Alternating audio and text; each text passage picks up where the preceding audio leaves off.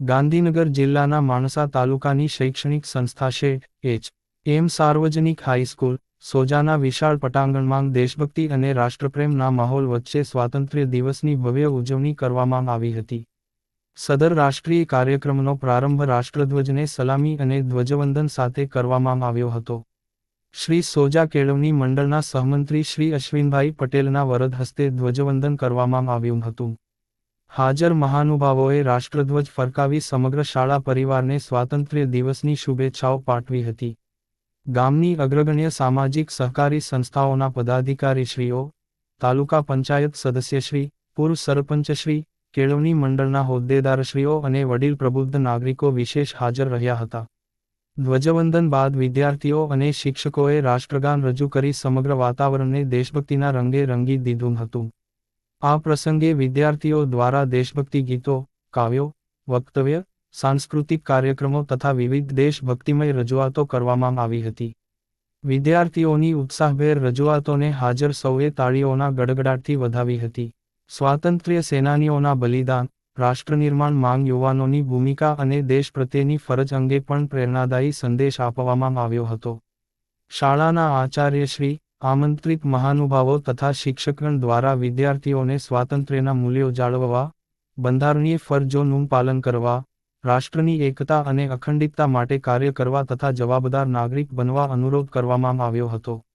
સમગ્ર કાર્યક્રમ દરમિયાન વંદે માતરમ, ભારત માતા કી જય અને જય હિન્દ ના નારાઓથી શાળા પરિસર ગુંજી ઉઠ્યું હતું. વિદ્યાર્થીઓ, શિક્ષકો અને વાલીઓમાં પણ સ્વાતંત્ર્ય પર્વને લઈને ભારે ઉત્સાહ જોવા મળ્યો હતો.